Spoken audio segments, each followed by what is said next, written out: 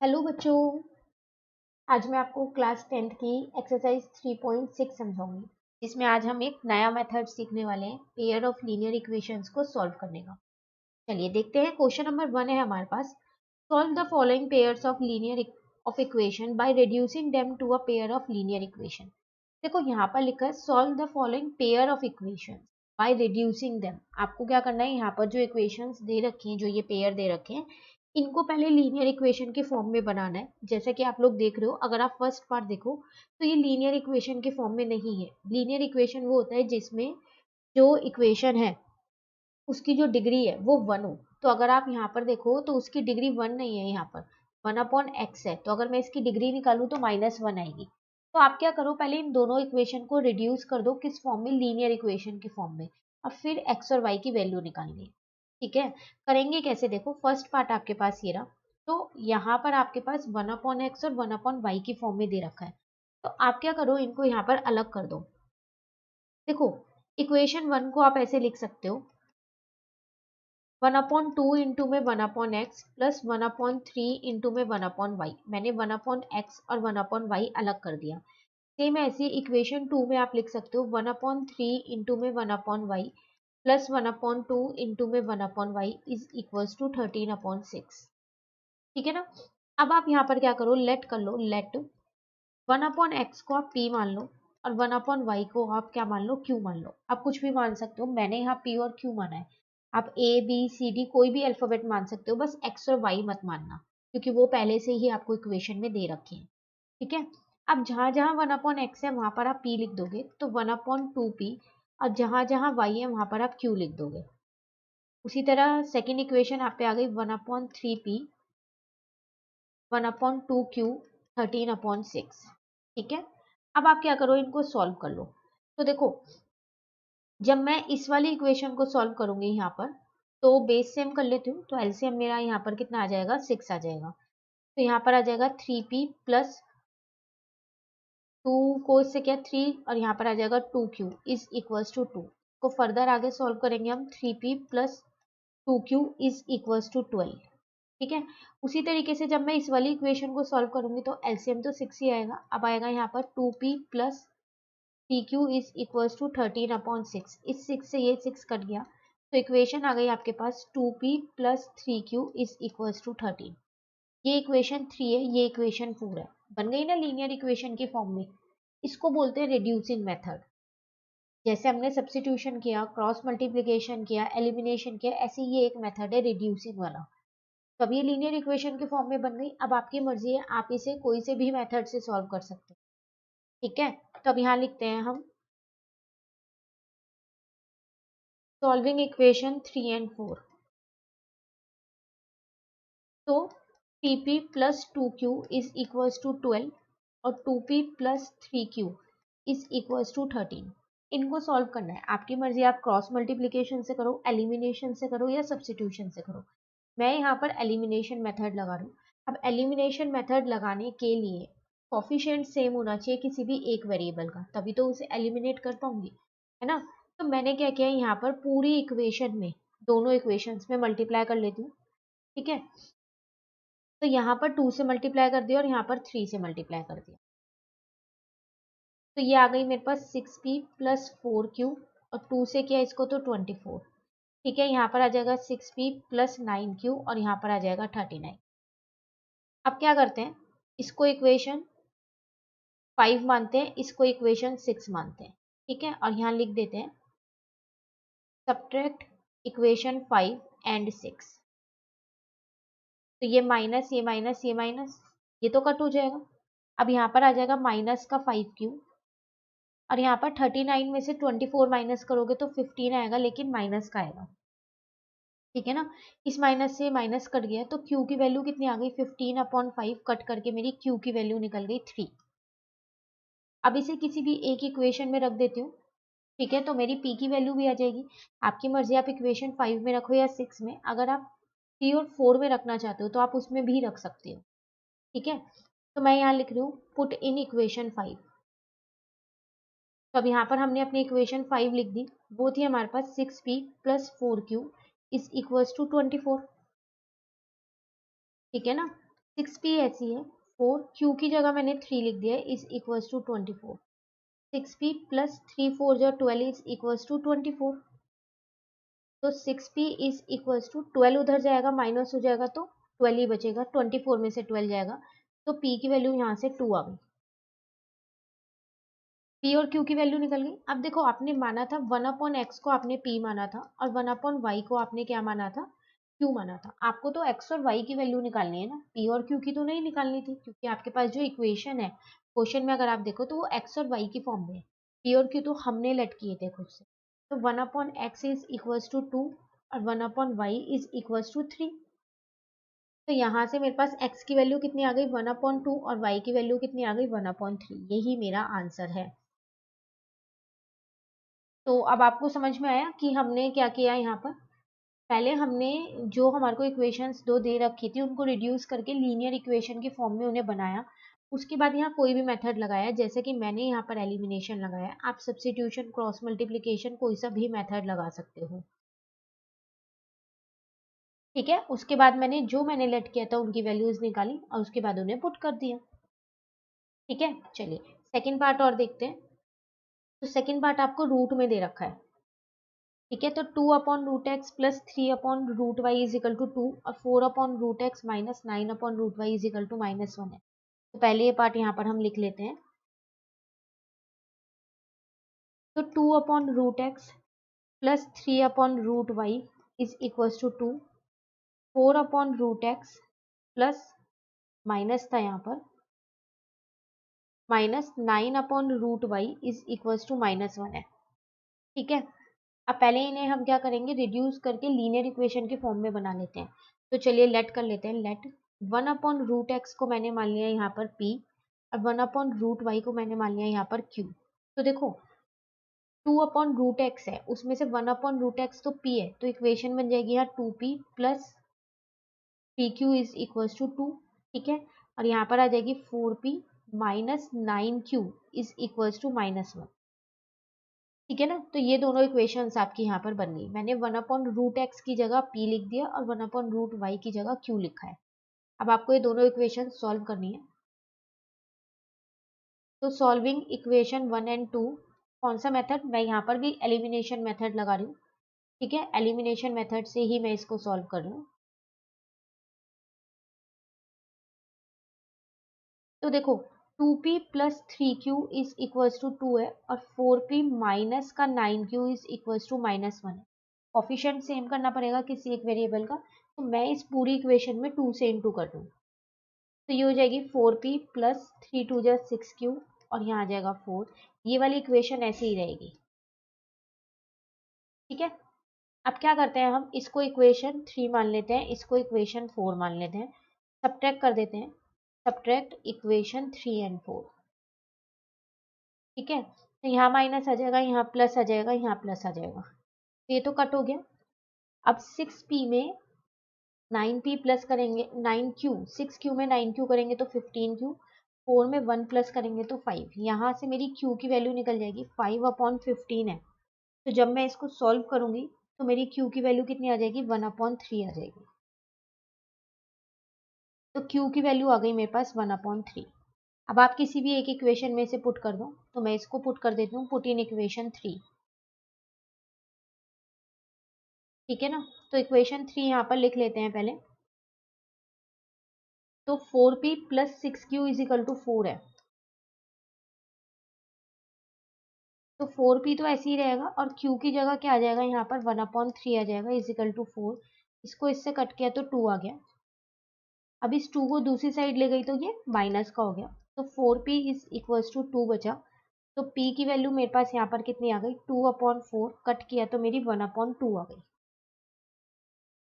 अब हमने p और q माना किसको था, 1/√x और 1/√y को। तो चलिए, तो 1/√x था मेरा p और 1/√y था मेरा q। तो 1/√x ऐसे ही रहने देते हैं, p की जगह 1/2 लिख देते हैं, 1/√y ऐसे ही रहने देते हैं, q की जगह 1/3 लिख देते हैं। ठीक है, तो यहाँ से आपके पास क्या आ गया, √x इज इक्वल टू 2 और √y इज इक्वल टू 3 आ गया। लेकिन ये रूट है, √x और √y है, मुझे x और y की वैल्यू चाहिए। तो स्क्वायरिंग बोथ साइड कर दो, इसमें भी स्क्वायरिंग बोथ साइड कर दो। ठीक है, तो ये आ जाएगा x इज इक्वल टू 4। जब आप स्क्वायर करोगे तो रूट हट जाएगा, ऐसे यहाँ y पे से रूट हट जाएगा और ये आ जाएगा 9। तो ये आपका आंसर आ गया x और y। क्लियर, ये था आपके पास इसका सेकेंड पार्ट रूट में। चलिए थर्ड पार्ट देखते हैं। 4/x plus 3y is equal to 14 और 3/x minus 4y is equal to 23।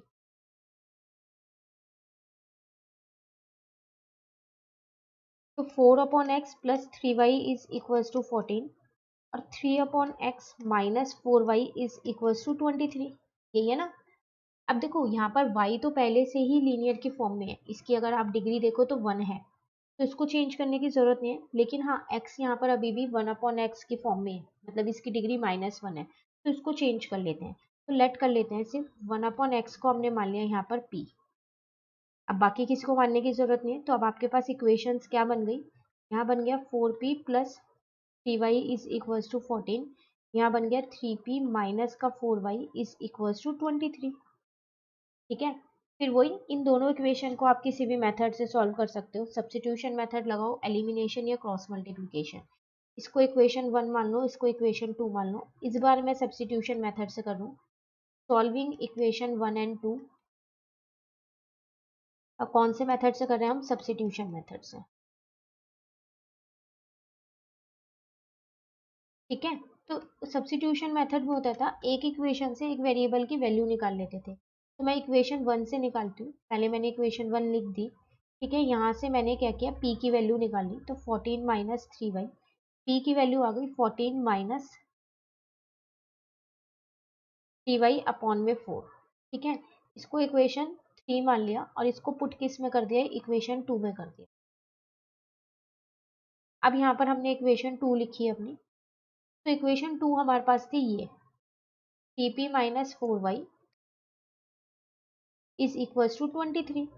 अब p की जगह p की वैल्यू रख देते हैं, 14 माइनस 3y अपॉन में 4, माइनस का 4y ऐसी है, इज इक्वल टू 23 ऐसी है।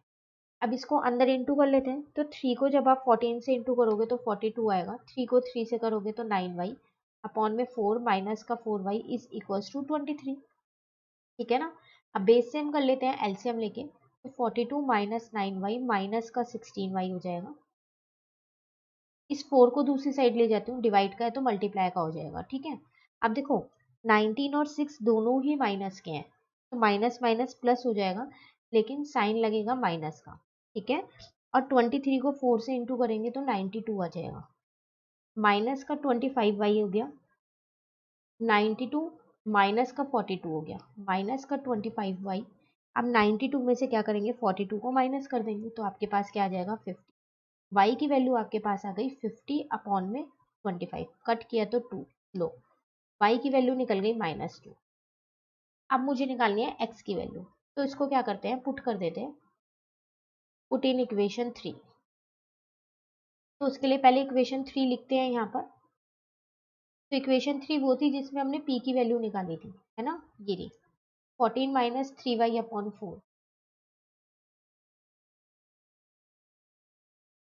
ठीक है, y की जगह क्या करेंगे हम, -2 रख लेते हैं। ये 4 ऐसी है, ये p ऐसी है, p की वैल्यू निकलेगी तो 14 प्लस 6 अपॉन में 4 हो जाएगी। ठीक है, तो यहाँ पर p इज इक्वल टू कितना आ गया, 20 अपॉन में 4, कट करोगे तो आपके पास 10 अपॉन में 2। एक बार और कट करो तो p की वैल्यू आपके पास यहाँ से 5 आ गई। लेकिन p आपने खुद से लेट किया था, आपको क्वेश्चन में नहीं दे रखा p, तो आपने 1/x को p माना था। ठीक है, तो 1/x p की जगह 5 रख दो, तो x की वैल्यू आपके पास कितनी आ गई, 1/5। तो x की वैल्यू आ गई 1/5 और y की वैल्यू आ गई -2। ये आपके सॉल्यूशन आ गए इस इक्वेशन के, दोनों इक्वेशन। क्लियर है क्वेश्चन। चलिए आते हैं फोर्थ पार्ट पे।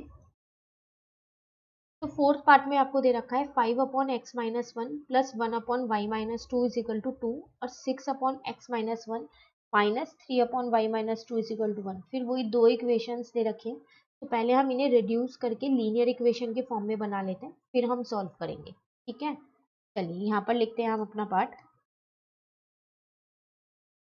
तो 5/x minus 1 plus 1/y minus 2 is equals to 2 एक इक्वेशन ये थी, और 6/x-1 -3/y-2 एक इक्वेशन आपको ये दे रखी है। तो देखो अब आपको यहाँ लेट तो करना पड़ेगा, लेकिन आप लेट किसको करोगे, तो आप 1/x-1 को p मान लो, क्योंकि x-1 दोनों इक्वेशन में है। उसी तरीके से 1/y-2 को आप q मान लो, क्योंकि y-2 भी दोनों इक्वेशंस। ठीक है, तो अब आपकी इक्वेशंस बन के आ जाएंगी। अगर हम यहाँ पर इक्वेशंस की बात करें तो 5p हो जाएगा, प्लस यहाँ पर देखें तो 1q हो जाएगा इज इक्वल टू 2। और सेकेंड वाली इक्वेशन देखें तो 1/x-1 की जगह तो p आ जाएगा, तो 6p -3q is equals to 1।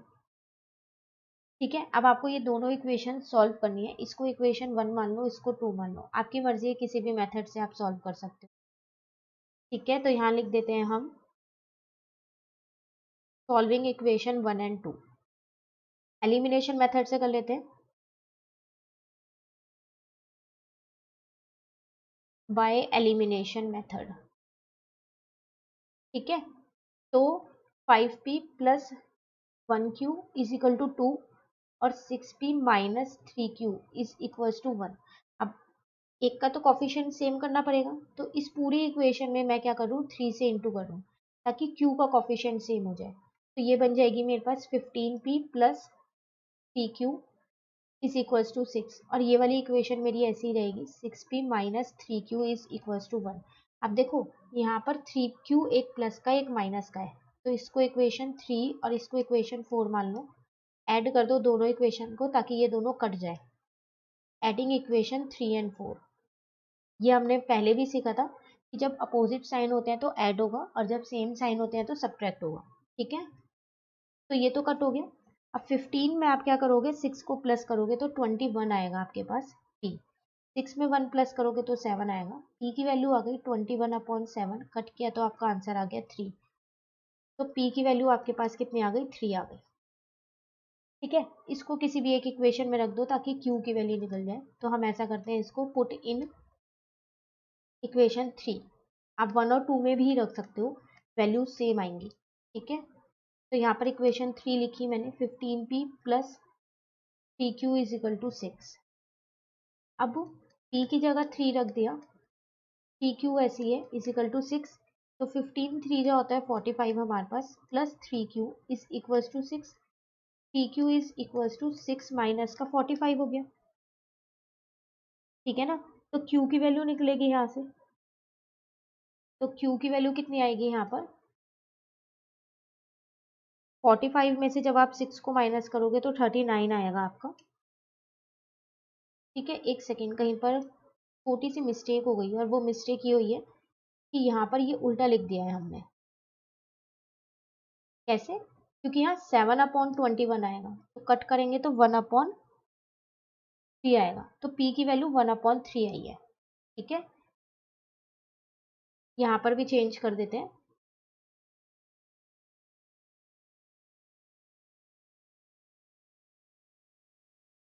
तो यहाँ पर आ जाएगी वैल्यू 1/3, इसको इससे कट किया तो 5 आ गया, तो 5 plus 3q is equal to 6, 3q is equal to 6 minus 5, तो 3q इज इक्वल टू 1, और q की वैल्यू कितनी आ गई, यहाँ से q की वैल्यू आ गई आपके पास यहाँ से 1/3।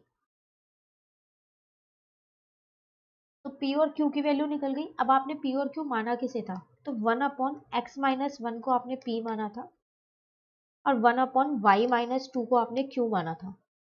तो 1/x-1 p की जगह मैं क्या लिख देती हूँ यहाँ पर 1/3, और 1/y-2 q की जगह क्या लिख देती हूँ मैं यहाँ पर, दोनों से ही वैल्यू सेम है, p और q दोनों की ही वैल्यू सेम है 1/3। क्रॉस मल्टीप्लाई करेंगे तो 3 इज इक्वल टू x-1, तो x की वैल्यू यहाँ से आपके पास कितनी निकल के आ गई, 4 आ गई। यहाँ पर क्रॉस मल्टीप्लाई करेंगे तो 3 is equal to y-2, y की वैल्यू कितनी आ गई आपके पास यहाँ पर 5 आ गई। x और y दोनों की वैल्यूज आपकी यहाँ पर निकल गई। क्लियर है, तो फोर्थ पार्ट भी हमारा कंप्लीट हो गया। अब आते हैं हम अपने फिफ्थ पार्ट पे। सेम वही दो इक्वेशंस आपको दे रखी है, पहले इन्हें सॉल्व करते हैं। ठीक है, इनको लीनियर इक्वेशन की फॉर्म में बनाते हैं। चलिए यहाँ पर लिखते हैं, तो 7x माइनस 2y अपॉन में xy इज इक्वल टू 5 एक इक्वेशन ये है। दूसरी इक्वेशन है आपके 8x प्लस का 7y अपॉन में xy इज इक्वल्स टू 15। देखो ये xy यहाँ पर आपके पास क्या है, डिवाइड का है, ठीक है। इसको मैं क्या करती हूँ, अलग अलग लिख लेती हूँ। अलग अलग मतलब ये xy इसके नीचे भी है और ये xy इसके नीचे भी है, इजिकल टू 5। अब यहाँ से ये तो कट हो गया, तो यहाँ बचा 7 अपॉन वाई। उसी तरीके से यहाँ से y कट हो गया, तो यहाँ बचा -2 upon x is equals to 5। ऐसे यहाँ पर करती हूँ 8x अपॉन में xy कर देती हूँ और यहाँ पर 7y अपॉन में xy कर देती हूँ इज इक्वल्स टू 15। इन x को कट किया तो यहाँ पर आ गया 8 अपॉन वाई, यहाँ से y को कट किया तो यहाँ पर आ गया 7 upon x is equals to 15। ठीक है, अभी भी ये मेरी लीनियर इक्वेशन की फॉर्म में नहीं बनी है, नहीं बने ना। तो अब हम क्या करते हैं, यहाँ पर पहले इसको थोड़ा सा चेंज कर लेते हैं। x वाली टर्म आगे लिख देती हूँ और y वाली टर्म पीछे लिख देते हैं।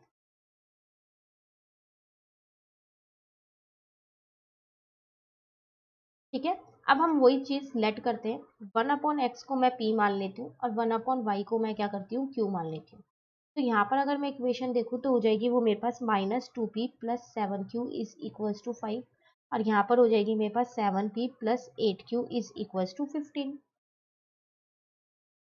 ठीक है ना, ये एक इक्वेशन बन गई आपके पास और ये एक इक्वेशन बन गई। अब आपको ये दोनों इक्वेशन सॉल्व करना है। मर्जी आपकी, कोई सा भी मेथड आप इसमें लगा सकते हो। ठीक है, यहाँ लिख रही हूँ मैं सॉल्विंग इक्वेशन 1 एंड 2। कौन से मेथड से करें इसको, सब्स्टिट्यूशन से कर लेते हैं। चलो, सब्स्टिट्यूशन मेथड। ठीक है, तो सब्स्टिट्यूशन मेथड से एक इक्वेशन से एक वेरिएबल की वैल्यू निकालनी होती है, तो मैं इक्वेशन 1 से निकाल रही हूँ। q की वैल्यू यहाँ से निकाल लेती हूँ, तो 7q is equal to 5 plus 2p। q की वैल्यू कितनी आ गई, 5 प्लस 2p अपॉन में 7। इसको इक्वेशन 3 मानती हूँ और इसको पुट किस में कर देती हूँ, पुट इन इक्वेशन 2। अब इक्वेशन 2 है मेरे पास 7p plus 8q is equal to 15। तो पहले मैंने इक्वेशन लिखी 7p plus 8q is equals to 15। 7p ऐसी है, 8 ऐसी है, q की जगह मैंने लिख दिया यहाँ पर 5 प्लस 2p अपॉन में 7 इज इक्वल टू 15। तो 7p प्लस अंदर इंटू किया 8 से, तो 8 5 जा 40, 8 2 जा 16p अपॉन में 7 इज इक्वल्स टू 15। ठीक है, अब बेस सेम कर लेते हैं। तो यहाँ आ जाएगा 49p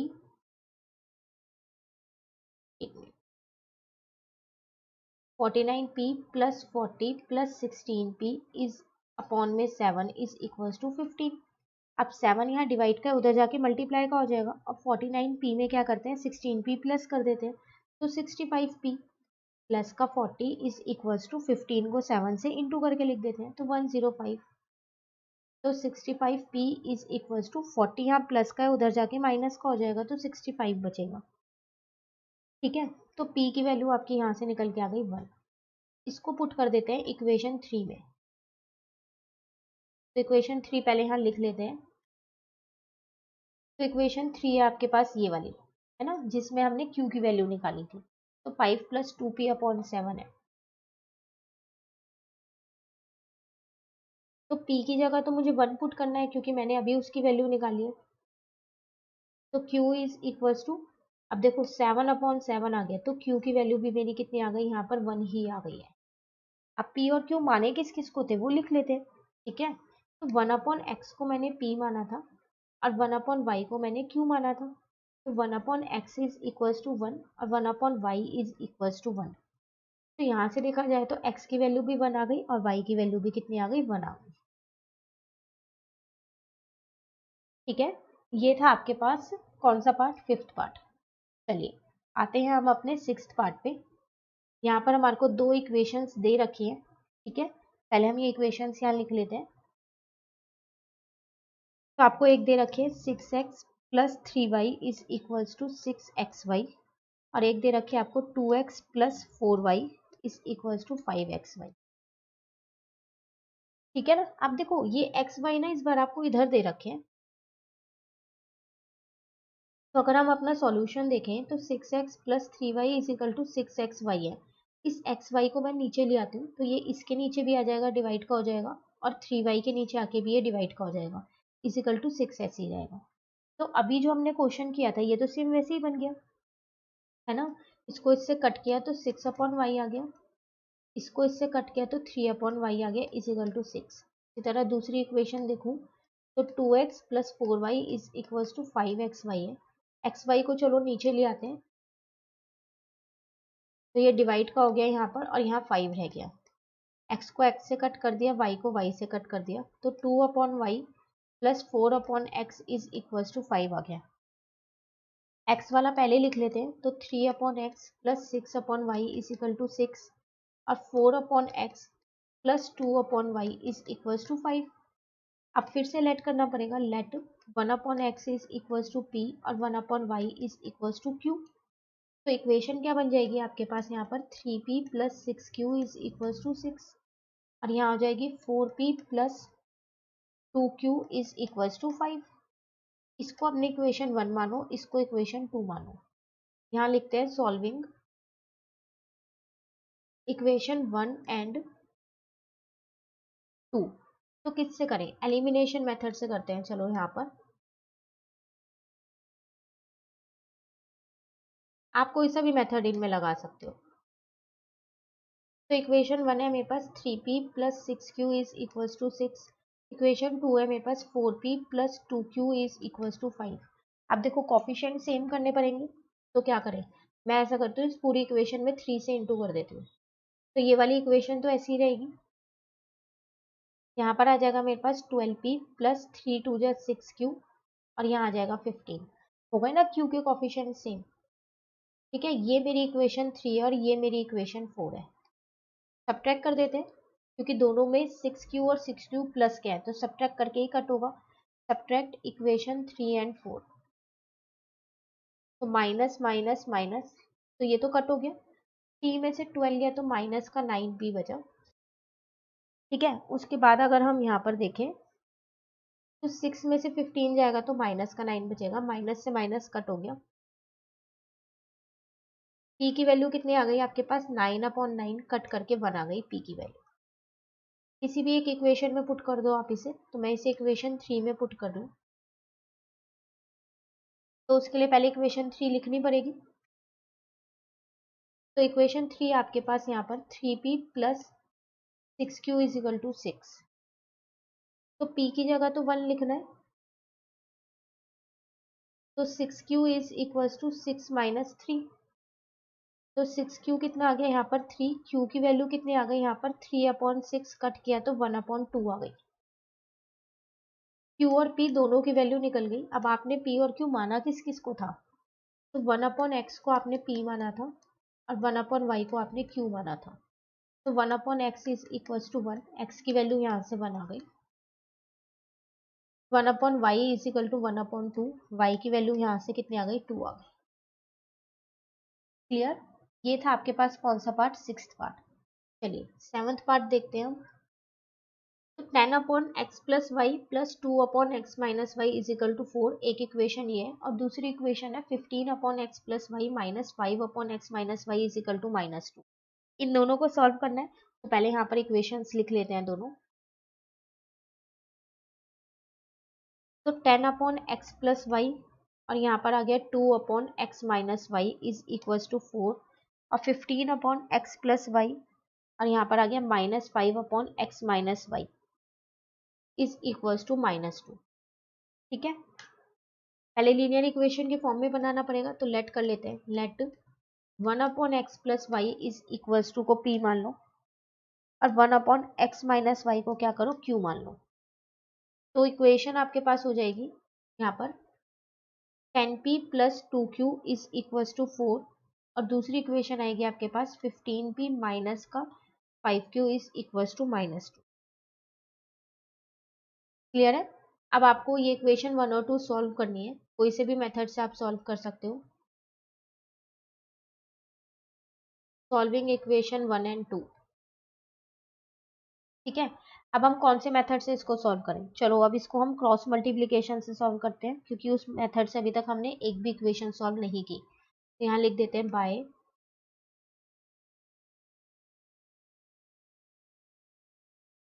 क्रॉस मल्टीप्लिकेशन मेथड।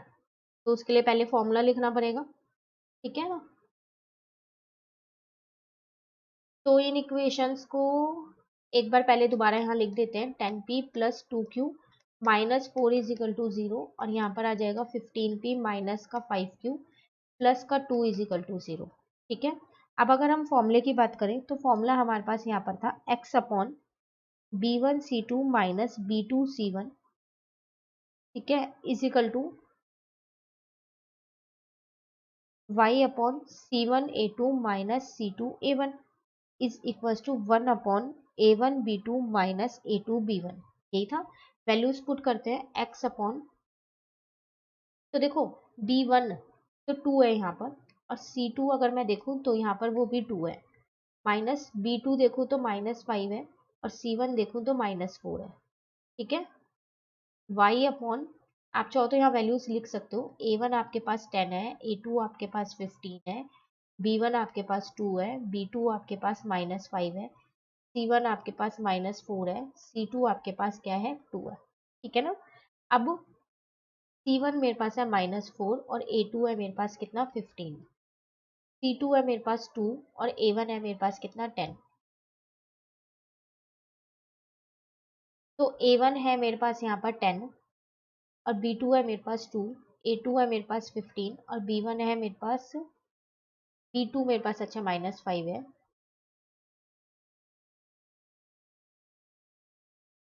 ठीक है। अब b1 है मेरे पास 2, सॉल्व करें अब।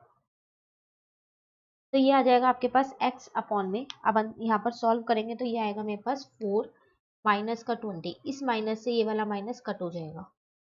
y अपॉन में 15 को 4 से इंटू करोगे तो 60 आएगा, लेकिन माइनस का क्योंकि -4 है, ठीक है। और यहाँ पर आ जाएगा -20, 1 अपॉन में यहाँ पर आ जाएगा -50 और -30, तो x अपॉन में -16, यहाँ पर आ जाएगा y अपॉन में -80 और यहाँ पर आ जाएगा 1 अपॉन में -80, ठीक है। अब x अपॉन में -16 भी 1 अपॉन -80 के इक्वल है, और y अपॉन में -80 भी किसके इक्वल है 1 अपॉन -80। तो देखो माइनस से माइनस तो आप कट कर सकते हो, तो x की वैल्यू आप पे कितनी आ गई 16 अपॉन 80। यहाँ से देखो तो माइनस से माइनस कट हो जाएगा, y की वैल्यू कितनी आ गई 80 अपॉन 80, ठीक है।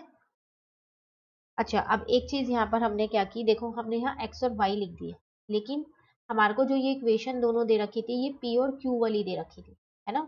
तो हम x और y की जगह क्या करते हैं, हर जगह p और q लिख देते हैं। वैसे हमारे पास फॉर्मूला x और y का ही होता है, लेकिन अब हमारे पास इक्वेशन में जो वेरिएबल्स है वो क्या है, यहाँ पर वो p और q है ना। तो इसलिए हम वही चीज लिखेंगे जो हमारे पास इक्वेशन में वेरिएबल होते हैं। तो सब जगह आप यहाँ पर क्या कर दो p और q, यहाँ भी p और q कर दो, क्योंकि ये अभी आपकी p और q की वैल्यू निकलेंगी। जब इनकी वैल्यू निकलेंगी उसके बाद आप x और y की वैल्यू निकाल पाओगे। तो यहाँ से q की वैल्यू तो निकल गई मेरे पास 1, ठीक है। अब अगर मैं यहाँ से p की वैल्यू देखूँ तो 80 जो है वो 16 की टेबल में आता है, कितने पे आता है 5 पे, तो p की वैल्यू निकल के आई मेरी 1 अपॉन 5। p और q की वैल्यू आ गई। अब p और q माना किसको था आपने, तो p आपने माना था 1 upon x plus Y is equals to आपने माना था p, और 1 अपॉन एक्स माइनस वाई इसको क्या माना था आपने q। तो चलो पुट करो वैल्यूज, तो 1 upon x plus Y is equals to 1 upon 5, 1 upon x minus Y is equals to 1, cross multiply करते हैं तो x plus Y is equal to 5 और x minus Y is equal to 1। अभी भी यहाँ पर दो इक्वेशंस बन गई है। तो लास्ट इक्वेशन हमारा इक्वेशन नंबर क्या था, वो था हमारे पास इक्वेशन 1 और 2 थी, ठीक है। तो अब हम क्या करते हैं, यहाँ पर इक्वेशन 3 और 4 लिख देते हैं, इसको सॉल्व करते हैं। यहाँ पर solving equation 3 and 4 substitution elimination method से कर लेते हैं, ठीक है, छोटा हो जाएगा यहाँ पर उससे।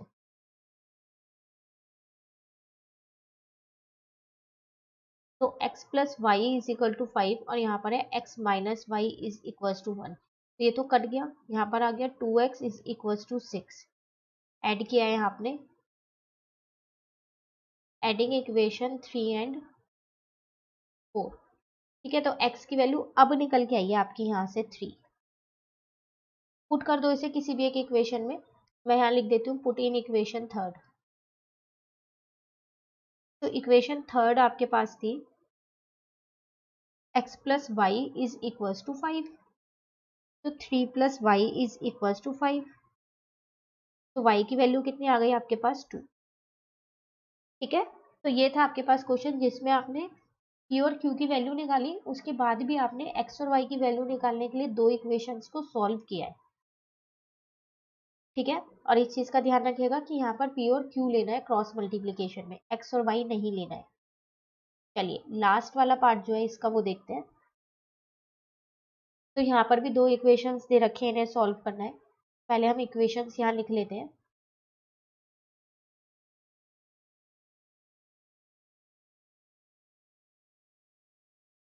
One upon three x plus Y और यहाँ पर है one upon three x minus Y is equals to 3 upon 4।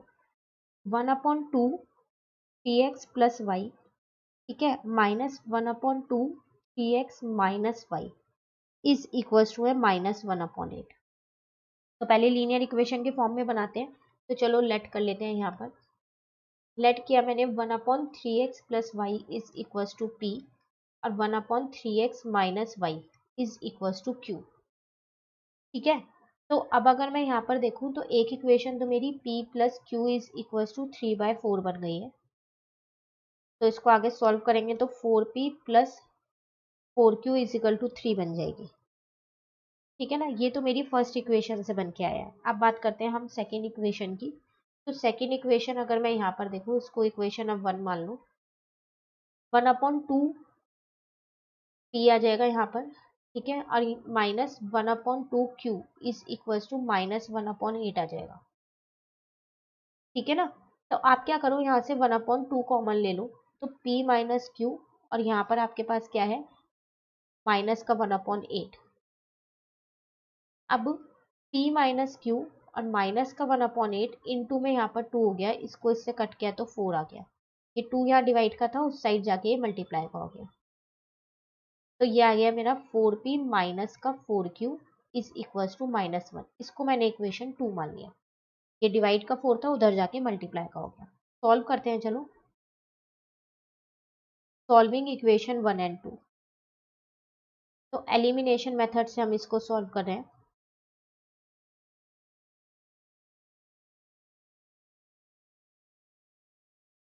तो इक्वेशन 1 है यहाँ पे 4p plus 4q is equal to 3 और इक्वेशन 2 है आपके पास 4p minus 4q is equal to minus 1। Add कर दो दोनों इक्वेशन को। Adding equation 1 and 2। ये तो कट गया, तो यहाँ पर आपके पास आ गया 8p और 3 में से 1 गया तो आपके पास आ गया 2। तो p की वैल्यू आपके पास यहाँ पर आ गई 2 अपॉन 8। कट करोगे तो 1 अपॉन 4 आ जाएगी। ये आ गई आपकी p की वैल्यू। इसे पुट कर दो किसी भी एक इक्वेशन में। Put in equation 1। तो इक्वेशन 1 मेरे पास थी यहाँ पर 4p plus 4q is equal to 3, यही थी। तो हम क्या करते हैं, p की जगह पे 1 अपॉन 4 रख लेते हैं, प्लस 4q ऐसी है इज इक्वल टू 3 को इससे कट कर दिया, तो 1 plus 4q is equal to 3। अब देखो ये 1 यहाँ प्लस का उधर जाके माइनस का हो जाएगा, तो q की वैल्यू कितनी आ गई 2 अपॉन 4, कट किया तो 1 अपॉन 2 आ गई। तो ये तो p और q की वैल्यू निकली है। अभी हमने p और q माना किसे, वो लिख लेते हैं। ठीक है ना, तो हमने किस किस को माना था, p माना था हमने 1 upon three x plus Y को, ठीक है, और q माना था हमने 1 upon three x minus Y को। तो 1 upon three x plus Y और p की जगह है 1/4 और 1 upon three x minus Y और q की जगह है 1/2। एक एक करके सॉल्व करते हैं। क्रॉस मल्टीप्लाई किया तो 4 is equal to three x plus Y, ठीक है, इसको ऐसे लिख लेते हैं। 3x plus Y is equal to 4 और 3x minus Y is equal to 2। अब देखो अभी भी आपकी x और y की वैल्यू नहीं आई, तो इन दोनों को सॉल्व करना पड़ेगा। तो इक्वेशन 3 और इक्वेशन 4। Solving equation 3 and 4। कोई से भी मेथड से कर सकते हो। मैं यहाँ पर एलिमिनेशन मेथड से कर रही हूँ क्योंकि मुझे दिख रहा है यहाँ पर उससे y कट हो जाएगा।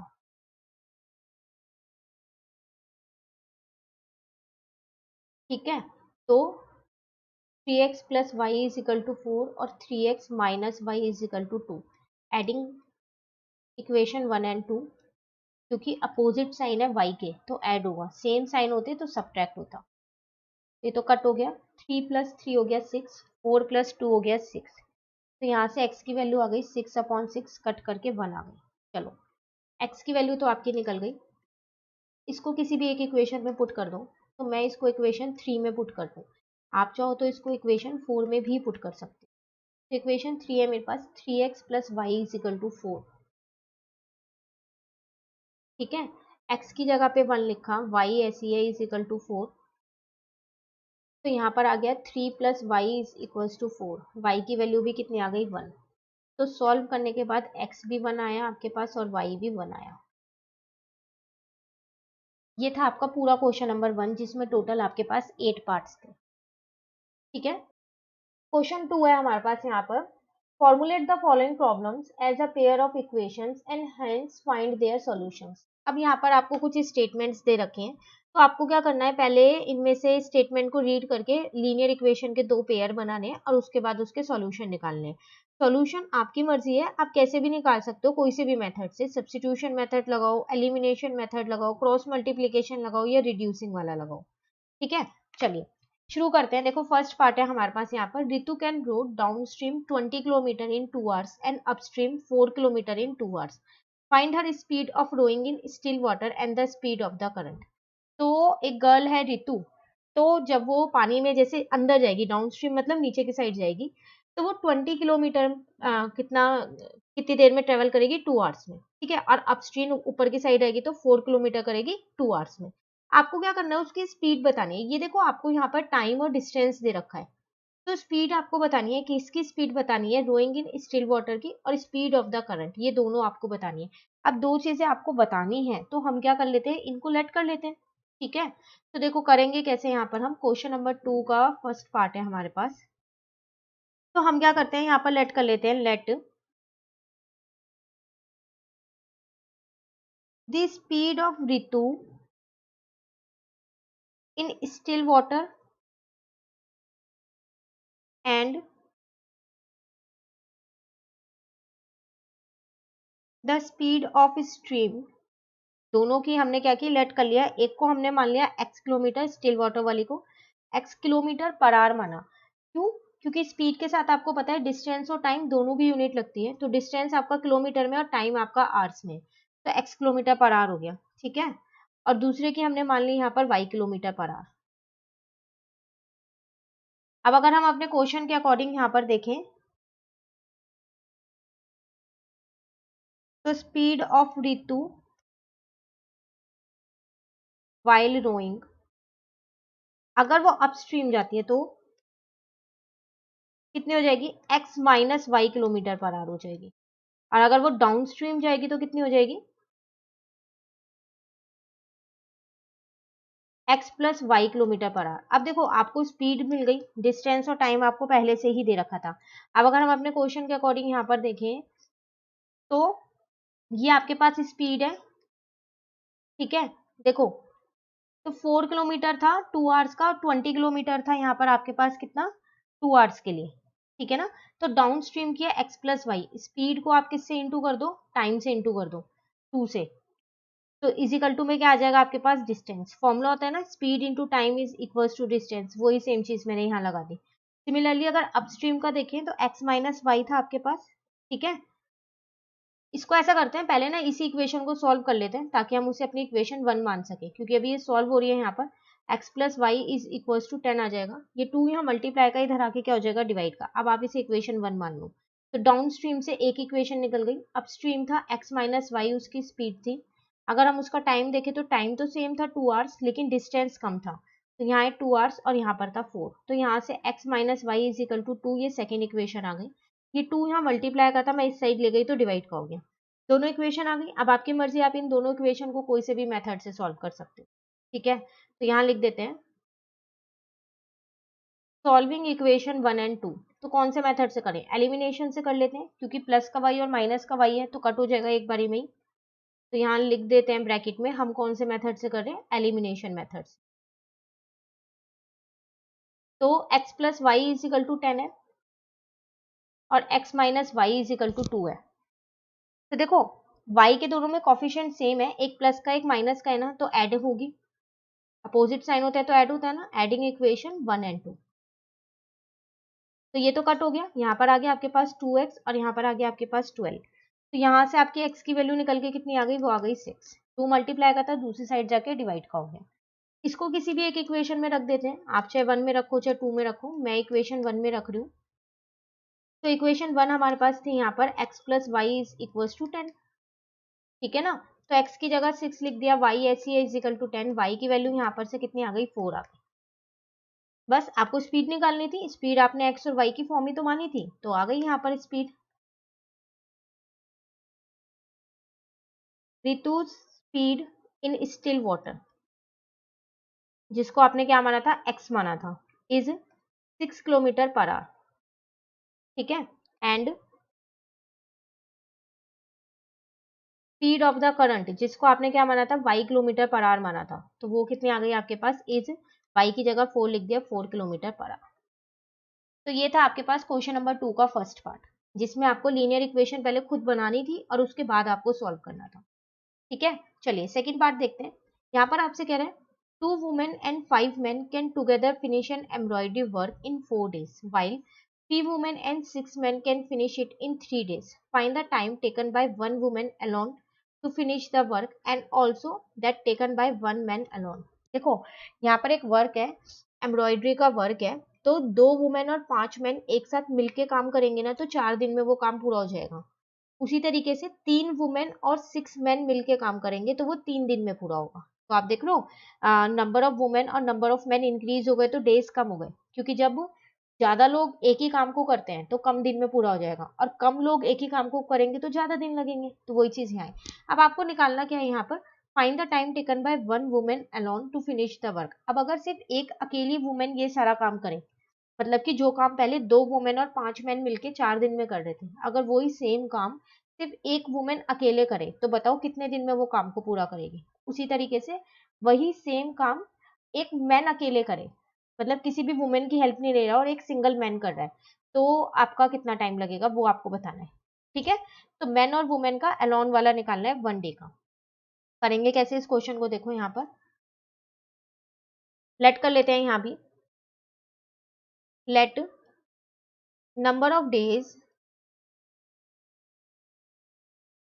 Taken by a women and a man. एक वुमेन और एक मैन कितने दिन में काम पूरा करेंगे? वो मैं मान लेती हूँ एक्स और वाई दिन में काम किया, x and Y respectively.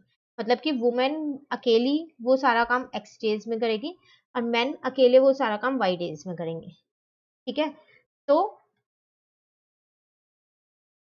Work done by a women in 1 day, एक दिन में कितना काम होगा? जब वो पूरा काम कितने दिन में पूरा कर रही है? वो काम जो है एक्स दिनों में पूरा कर रही है, तो एक दिन में कितना काम करेगी? उसका 1/x करेगी, ठीक है। उसी तरीके से अगर मैं मैन का बोलूं तो मैन जो है वो पूरा काम कितने दिनों में पूरा कर रहा है? वाई डेज में, है ना। तो work done by a man in 1 day, तो वो एक दिन में कितना काम करेगा? 1/y करेगा, ठीक है। अब अगर हम अपने क्वेश्चन के अकॉर्डिंग यहाँ पर देखें, अकॉर्डिंग टू क्वेश्चन, तो देखो पहले वाले में था कि 2 वुमेन और 5 मैन है और दोनों मिलके 4 दिन में कर रहे हैं, तो 2/x, क्योंकि एक दिन में एक वुमेन इतना काम कर रही है, तो 2 वुमेन कितना काम करेंगी एक दिन में? इसको 2 से इंटू कर देंगे। सिमिलरली एक दिन में एक मैन इतना काम कर रहे हैं, तो 5 मैन कितना काम करेंगे? 1/y को 5 से इंटू कर देंगे तो 5/y आ जाएगा। ये दोनों मिलके 4 दिन में काम पूरा कर रहे हैं और एक काम को ही कर रहे हैं ये दोनों, ठीक है। अब यहाँ से हमने क्या किया? 2/x plus 5/y is equal to 1/4 हो गया। ये मैंने एक इक्वेशन बना ली। उसी तरीके से मुझे कह रहा था कि अगर 3 वुमेन और 6 मैन लगेंगे ना तो 3 दिन में काम पूरा हो जाएगा। तो 3 वुमेन, एक वुमेन जब काम कर रही है तो 1/x डे ले रही है, तो 3 वुमेन करेंगे तो कितना लेंगी? 3/x। एक मैन जब काम कर रहा था तो 1/y डेज ले रहा था, है ना। अब 6 मैन काम करेंगे तो 6/y लेंगे, और दोनों मिला के कितने दिन में काम पूरा कर रहे हैं? 3 दिन में। काम दोनों एक ही कर रहे हैं, जो ऊपर वाले मैन और वुमेन कर रहे थे वही नीचे वाले कर रहे हैं सेकंड वाली इक्वेशन में। तो यहाँ से आ गया 3/x plus 6/y is equal to 1/3।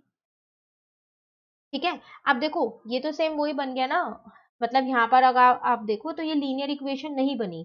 क्यों? क्योंकि यहाँ पर x और y की जो पावर है वो नेगेटिव है, -1 है, आप इसे ऊपर लेके जाओगे तो इसमें हमें रिड्यूसिंग मेथड ही लगाना पड़ेगा इनको लीनियर इक्वेशन बनाने के लिए, है ना। तो हम क्या करते हैं, यहाँ पर लेट कर लेते हैं, let 1/x is equal to P और 1/y इज इक्वल टू क्या मान लेते हैं, यहाँ पर q मान लेते हैं। तो अगर मैं इस वाली इक्वेशन में देखूं तो यहाँ पर आ जाएगा मेरे पास 2p plus 5q is equal to 1/4। और अगर मैं अपनी इस वाली इक्वेशन में देखूं तो क्या आ जाएगा, 3p plus 6q is equal to 1/3, है ना। 1/x और 1/y की जगह मैंने p और q रखा है, बस और कुछ नहीं किया। तो 2p plus 5q is equal to 1/4। ठीक है। अब देखो इसको मैं ये 4 यहाँ डिवाइड का इधर आके मल्टीप्लाई का हो गया, तो 2 4 जा 8 और 5 4 जा 20, ये आ गई मेरी इक्वेशन 1। उसी तरीके से दूसरी इक्वेशन निकालती हूँ, 3p plus 6q is equal to 1/3। अब फिर वही 3 डिवाइड का इधर जाके मल्टीप्लाई का हो जाएगा, तो 9p plus 18q is equal to 1, ये हो गई मेरी इक्वेशन 2।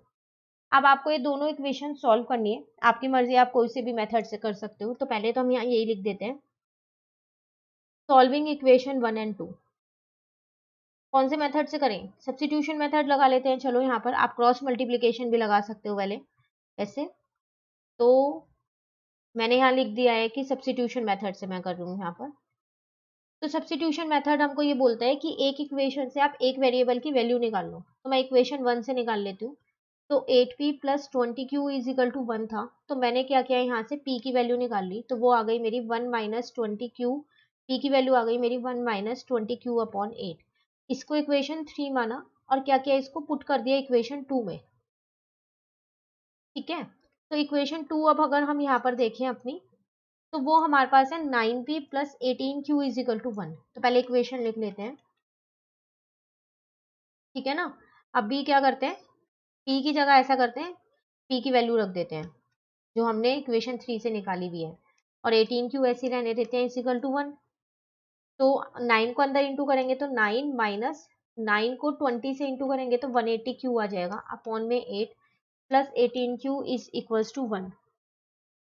ठीक है यहाँ तक। अब क्या करते हैं, यहाँ पर बेस सेम कर लेते हैं। तो जब हम बेस सेम करेंगे तो 9 माइनस 180q तो ऐसे ही रहेगा, और 18 को क्या करेंगे, हम 8 से इंटू कर देंगे, तो 144q अपॉन में 8 इज इक्वल टू 1।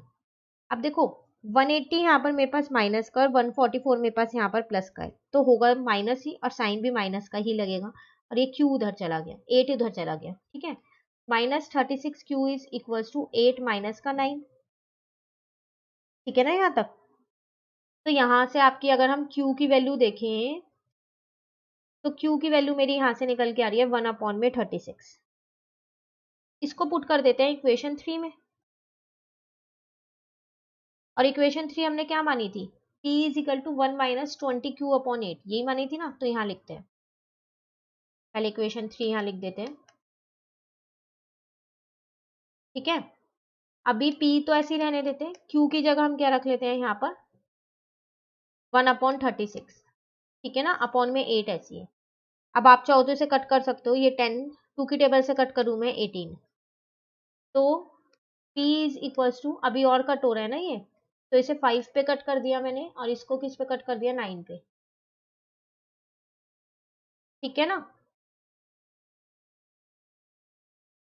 तो बेस सेम करूंगी तो 9 माइनस 5 अपॉन में 9, और ये नीचे 8 है, ऊपर आके रेसिप्रोकल हो गया, 1/8 बन गया। तो p की वैल्यू मेरे पास कितनी आ गई यहाँ पर, 4/9 इंटू में 1/8 आ गई।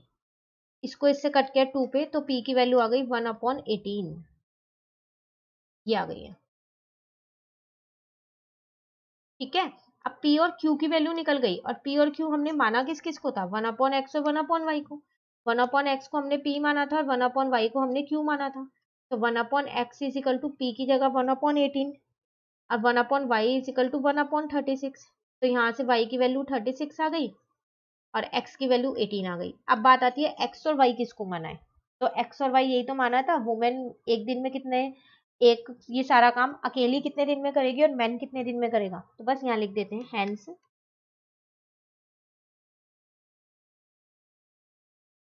नंबर ऑफ डेज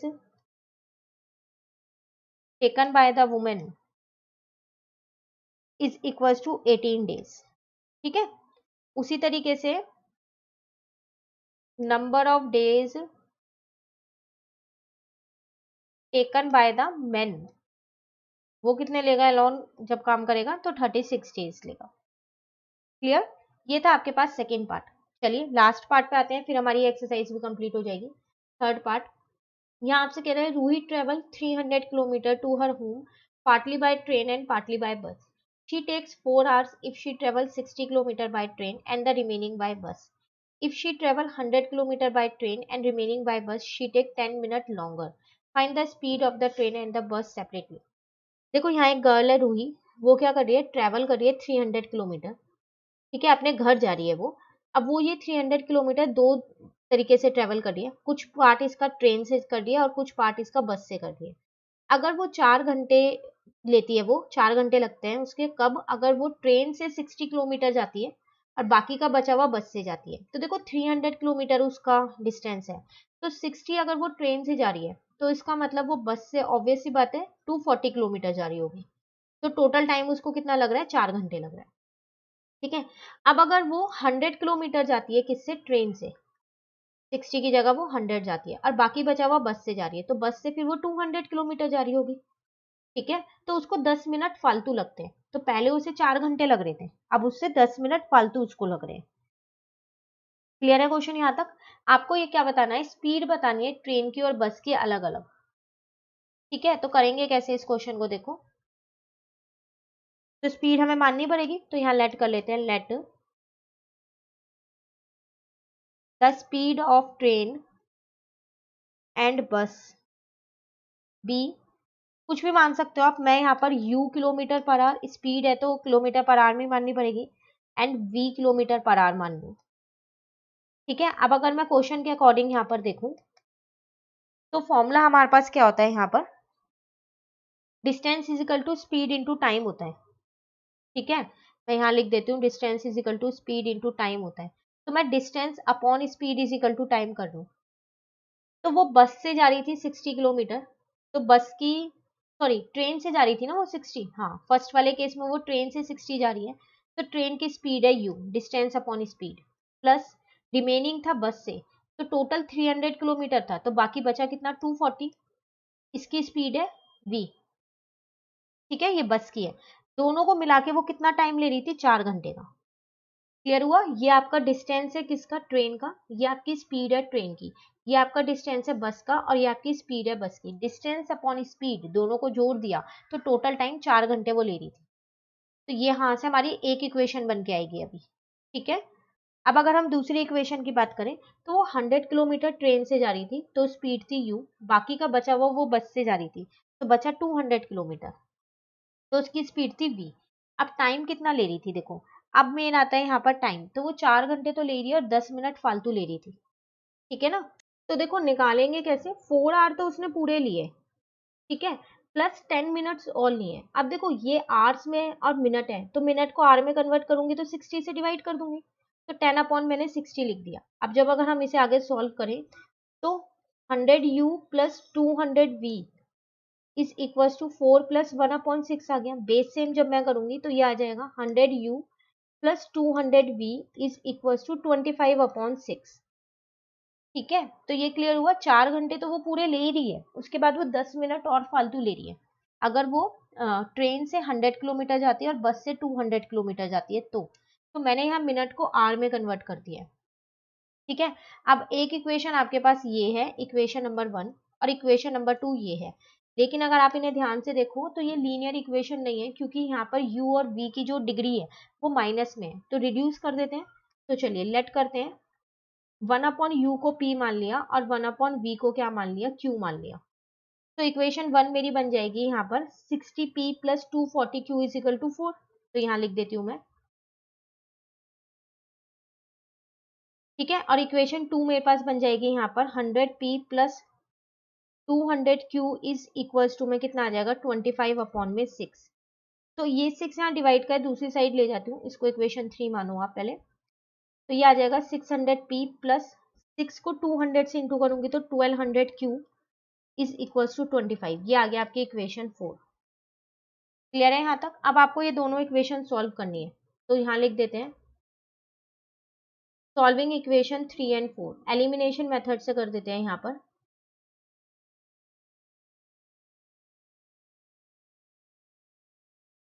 ठीक है, तो देखो इक्वेशन 3 आपके पास 60p plus 240q is equals to 4 और इक्वेशन 4 है आपके पास 600p plus 1200q is equals to 25। Coefficient same नहीं है तो मैं ऐसा करती हूँ इस पूरी इक्वेशन में 10 से इंटू कर देती हूँ ताकि मेरे p के कॉफिशिएंट सेम हो जाए। तो ये आ जाएगा आपके पास 600p plus 2400q is equals to 40 और ये वाली इक्वेशन आपकी ऐसी ही रहेगी 600p plus 1200q is equals to 25। ठीक है, अब यहाँ पर क्या करते हैं सब्ट्रैक्ट कर देते हैं। सब्ट्रैक्ट बोथ इक्वेशंस, दोनों इक्वेशंस को क्या कर दो माइनस कर दो, तो माइनस माइनस माइनस ये तो कट हो जाएगा। यहाँ पर आ जाएगा 1200q और यहाँ पर कितना आ जाएगा 15। ठीक है, अब 1200 को क्या करेंगे नीचे ले आते हैं। ठीक है ना, तो q is equals to 15 upon 1200 हो गया। जब आप इसे कट करोगे तो 1 अपॉन 80 आ जाएगा आपका। तो ये आपकी आ गई q की वैल्यू। किसी भी एक इक्वेशन में पुट कर दो तो आपकी p की आ जाएगी। पुट इन इक्वेशन 3, तो इक्वेशन 3 पहले यहाँ लिखनी पड़ेगी हमारे को। तो इक्वेशन 3 है आपके पास 60p plus 240q is equal to 4, है ना। आप इसमें भी पुट कर सकते हो जो आपने मल्टीप्लाई करके निकाली है, किसी भी एक में रख सकते हो। 60p plus 240q is equal to 4। ठीक है, 60p आपका ऐसी है, 240 आपके पास ऐसी है, q की जगह 1 अपॉन 80, ये इज इक्वल टू में 4 ऐसी है। यहाँ तक तो आपका क्लियर होगा। ठीक है ना, अब हम क्या करते हैं देखो, इस 0 से इस 0 को काट देते हैं, इस 8 को इससे काट देते हैं तो 3 आ जाएगा। तो 60p ये 3 इधर प्लस का है, उधर जाके क्या हो जाएगा माइनस का हो जाएगा। तो यहाँ से p की वैल्यू आ जाएगी 1 अपॉन 60। p और q निकल गया। अब p और q आपने माना किसको था, 1 अपॉन u को आपने p माना था और आपने 1 अपॉन v को आपने q माना था। ठीक है ना, तो अगर हम देखें तो 1 upon p is equals to 1 upon 60, तो 1 upon u is equal to 1 upon 60, तो u की वैल्यू आ गई 60 किलोमीटर पर आवर। और 1 upon v is equals to 1 upon q की जगह 1 अपॉन 80 लिख दिया, क्योंकि हमारे पास q की वैल्यू कितनी निकल के आई है 1 अपॉन 80 आई है। तो v कितना आ गया आपके पास 80 किलोमीटर पर आवर। बस, अब v और u किस किस को माना था, एक को बस की स्पीड मानी थी, एक को ट्रेन की, तो वही लिख दो यहाँ पर। स्पीड ऑफ ट्रेन आपने u मानी थी तो कितनी होगी आपके पास यहाँ पर 60 किलोमीटर पर आवर, और स्पीड ऑफ बस आपने कितनी मानी थी v मानी थी, तो वो कितनी होगी आपके पास 80 किलोमीटर पर आवर। ठीक है, तो ये था आपके पास थर्ड पार्ट। तो इस क्वेश्चन में आपको पहले लीनियर इक्वेशन खुद बनानी थी और उसके बाद उनको सॉल्व करना था। जिसमें रिड्यूसिंग लगना उसमें रिड्यूसिंग लगाया, उसके बाद आपकी मर्जी, आप सब्स्टिट्यूशन लगाओ, एलिमिनेशन लगाओ या क्रॉस मल्टीप्लीकेशन लगाओ। ठीक है ना, तो कंप्लीट हमारा क्वेश्चन के साथ साथ हमारी एक्सरसाइज 3.6 भी कंप्लीट हो गई। तो अगर आपको ये वीडियो अच्छी लगी तो आप इसे लाइक ज़रूर कीजिएगा और मेरे चैनल को सब्सक्राइब कीजिए। Thank you.